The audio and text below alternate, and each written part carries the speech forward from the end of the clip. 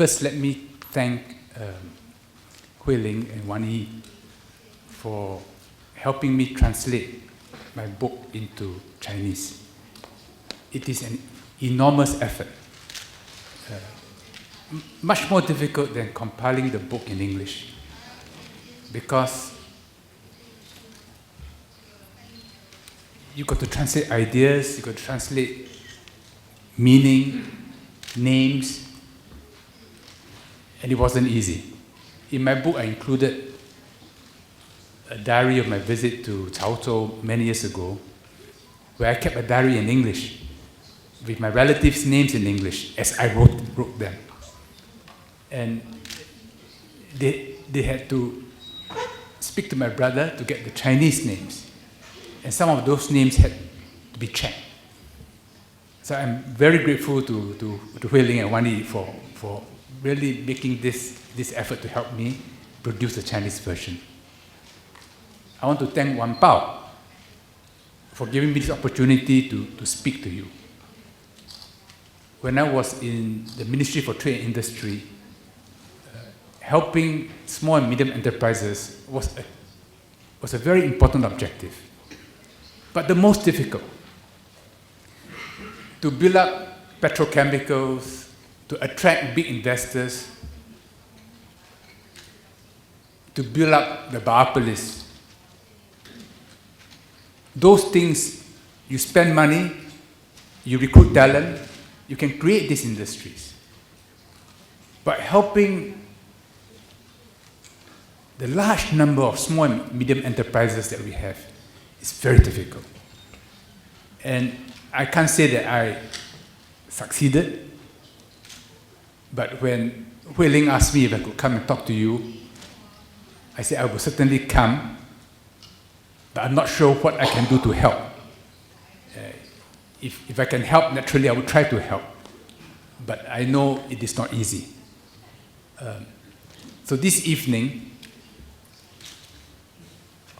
I thought to talk about 3 subjects, just for discussion. One is something very big. One is something commonplace. And one is something inside. The very big thing I want to talk about is "一带一路," China's revival of the old Silk Road, by land and by sea. This is a very big thing, of earth-shaking importance. China is going to spend hundreds of billions, maybe trillions of dollars on developing this Silk Road. It's very important that we know what it is, because it will create a very big flow. When there's a very big flow, we must see it coming and anticipate its force. If we move with it, we have a good chance of going very far. If we don't see it coming and react too late, it can be very dangerous. If we shut our eyes, I think we will capsize. So it's very important to know what is happening. In 2013, China President Xi Jinping went to the capital of Kazakhstan, Astana, where he first talked about Itai, China's plan to develop roads, pipelines, airports, highways deep into Central Asia, linking China to the Middle East, to Russia, to Europe. A few months later, he went to Jakarta, where he addressed the Indonesian parliament. And there he talked about Ilu. We did not understand the importance of what he was saying. But in the subsequent months, slowly, the plan became clearer and clearer. When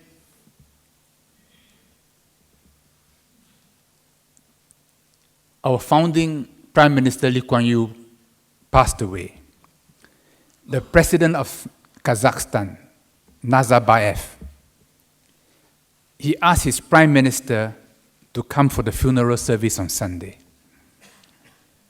The Prime Minister, his name is Karim Masimov, he flew in from Po Ao, where he gave a speech in Chinese because he studied in China. That night, I had dinner with him because I knew him from before. And he had invited me to go to Astana for a conference 3 weeks ago. Before going to Po Ao, he was in Beijing, where he had a very good meeting with Premier Li Keqiang. And Premier Li Keqiang told him that Kazakhstan will be the most important country for Itai. And at that meeting, they signed an agreement for $23 billion, US dollars, of contracts, 33 projects in Kazakhstan.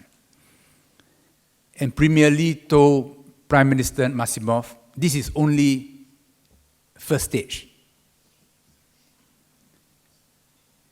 China told Kazakhstan, we do not want to import raw material. We want to import manufactured products. We want to import processed products. For example, aluminium. China doesn't want to import the ore, the bauxite, but to import aluminium ingots. So they'll be processed in Kazakhstan, using cheap energy in Kazakhstan. This can only work because of logistics, because there is now a train service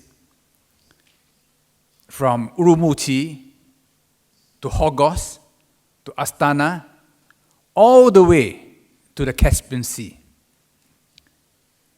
And about a few months ago, Prime Minister Masimov told me, from the Caspian Sea, Kazakhstan has another train going through Turkmenistan to Iran, to the Persian Gulf. This means that China now has a train service all the way to the Persian Gulf. This is only one train service. China is going to build a railroad from Kunming to Vientiane to Bangkok. China wants to build a railroad from Kunming to Mandalay to Chao Pyu in Myanmar. China has an agreement to build a railroad from Kashgar across the Gujarat Pass to Islamabad to Gwadar in the Arabian Sea. And China already has a railroad through Russia to Germany to Spain, to the Baltics. And early this year, China and Russia agreed to build a fast train over 200 kilometers an hour from Beijing to Moscow. Today, it will take you 7 days on the Trans-Siberian to travel from Beijing to Moscow. With this fast train, it will take less than 2 days for both passengers and for goods. You know, when Malaysia had the North-South Highway, when Taiwan had the North-South Highway, when Korea had the North-South Highway, it transformed the economy. When Japan built the Shinkansen, all the islands were linked together. Today, these investments by China will change the whole economy of Eurasia. It will affect billions of people. And China will also invest in the maritime Silk Road, into Southeast Asia. The most important country will be Indonesia. And from there to India, Sri Lanka, to the Middle East, to Africa. And just 2 weeks ago, Premier Li Keqiang was in South America. He was in Brazil, where China signed agreements of over $200 billion. And China also proposed to help Brazil build a railroad across the mountains to Peru so that goods from Brazil will have a port on the Pacific Ocean. After that, Li Keqiang went to Peru. And now the three countries, Brazil, Peru, and China, are discussing the feasibility of this project. China wants it, China is prepared to finance it. Brazil needs it. Peru will benefit enormously from it. All these moves have big implications. It is not easy. Every border which is crossed, there are complications. There is a reaction. Kazakhstan, 30% the size of China, only 17 million people. When they engage China, it is like plugging into a power station. If you're not careful, you get short-circuited. So they're frightened. China knows it. So before the 70th anniversary of the end of the Second World War, before going to Moscow for the commemoration, President Xi Jinping was in Astana. So he talked about cooperation, and he said, let us find a way to align our plan and your plan so that we travel together. That is China's approach, to align plans. Because China knows that if it tries to impose, there'll be a reaction, and the plan will fail. And this is why 3 nights ago, when I was talking about the South China Sea problem, if between China and ASEAN, we see the benefits of connectivity, of the old Silk Road, we will find a way to solve the island problems. But if we don't have the historical background, if we don't have a sense of the future, we will make small problems big. Our objective is to make big problems small. And this ILU will pass through Southeast Asia. And Singapore is in the middle of it. It is a big flow. We are a small country. All we need is a little propeller, and we can get a lot of energy. But to get the propeller spinning, we must position it well. And internally, we have to let go, 放松. This is like Tai Chi, you know. If you don't relax inside, you can't move. The more you relax, the faster you move. I say this because we must sense the environment and know how it is moving. Then we must free up inside to move with the environment. So this is the big thing I want to talk about. It is very important. The second thing I want to talk about is the importance of learning from young people, the importance of learning from our children.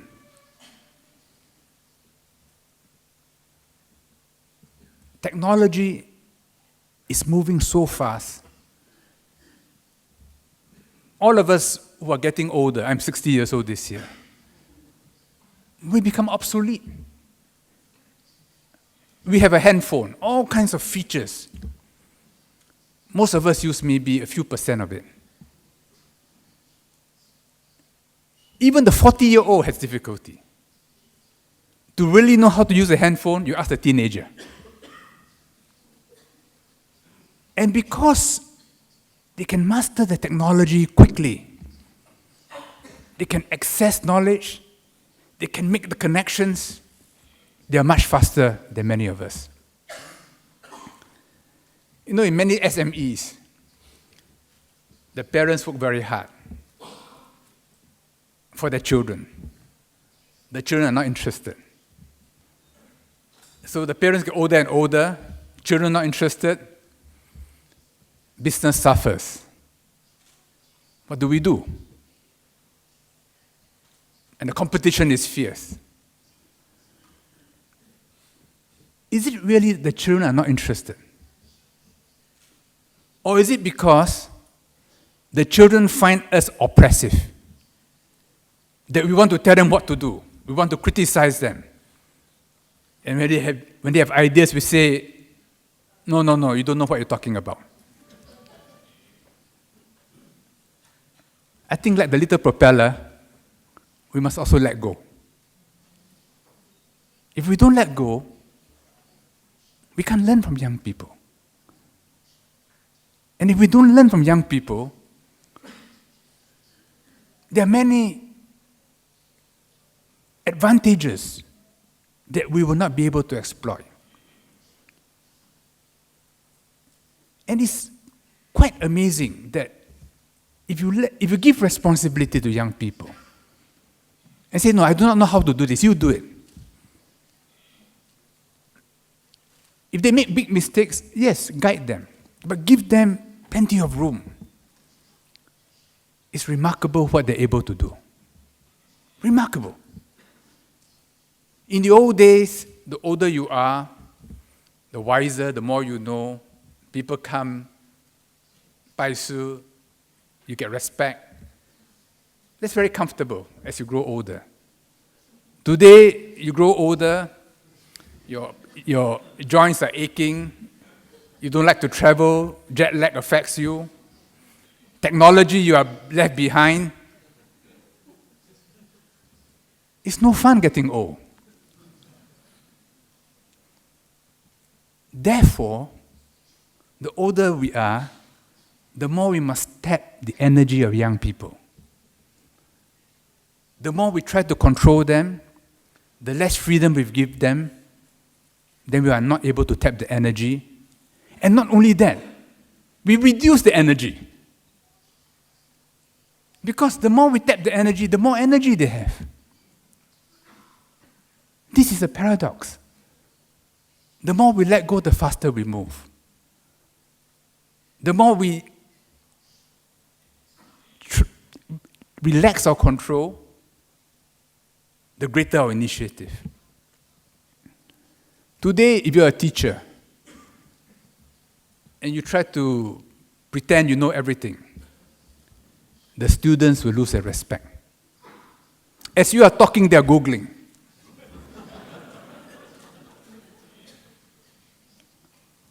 You see the doctor. Before you see the doctor, you've already Googled all your symptoms.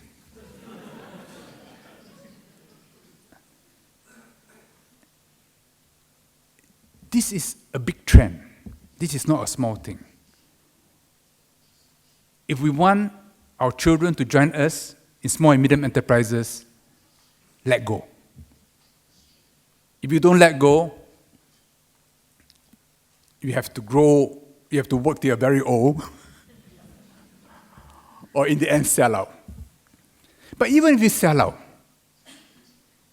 what do you do? When I lost the elections, an American friend of mine called me up, long distance, Senator Bill Bradley. In the 90s, he was preparing himself to compete for the American presidency from the Democratic Party. So every year, he had a seminar in Stanford University with a group of people from all over the world to talk about international relations. So I went there every year to help him. Later on in 1999, he lost to Al Gore, and then he went to the private sector. But he still has a radio program every week. He called me up and gave me some very good advice. Then he said, whatever you do, whatever you do, don't stop growing. You may be retired, but don't stop growing. Till the day you die, don't stop growing. That is a very important philosophy. My Tai Chi master, Sim Pu Ho, Sen Pao He, he lives in Kunming.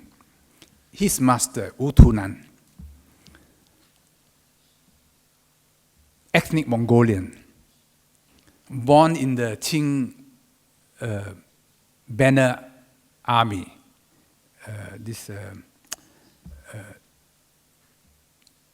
Qijun, the Mongolian banner. So in 1978, he went to Beijing when China opened up. And U Tu Nan became his master. And after many years, he asked U Tu Nan, when will I have finished learning? You see? So U Tu Nan stroked his beard and didn't answer him. So that night at dinner, he asked U Tu Nan again, when will I finish learning? So U Tu Nan looked at him and said, I only know half.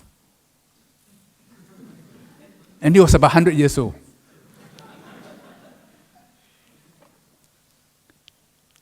To me, this attitude is very important, that we don't stop learning. And we must learn from the young. If we are too old to travel, learn from those who travel. Learn from those who are different from us. People who speak different languages. People who believe in different religions. If we are prejudiced, they are lazy, they are snakes, they are this, they are that, we will never learn. Because we have all these hang-ups, we are tight inside. To learn, we have to loosen. If we don't loosen, we can't learn. Which means break through our own prejudices. So that's the second thing I want to talk about. The third thing is about ourselves. The brain is important. IQ is important. If you are smart, you have an advantage. You have information, you have an advantage.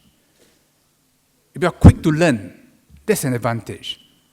If you have classified information, that's an advantage. But the people who succeed are not those who are clever, are not those who are hardworking, but those who are passionate. And passion is about the heart, not the head. Yes, you need intelligence, but the most important is the heart. Whether we have the passion to do something. It could be to help children. It could be to cure a disease. It could be looking after old people. It could be to expand the business. It doesn't matter. All of us have our passions. Young people have their passions. In my book, I said, if youth has no passion, society has no future. Of course, when young people have passion, they're difficult to control. And we get irritated. Why are they so disobedient? But if a child has no passion, that is a much bigger problem.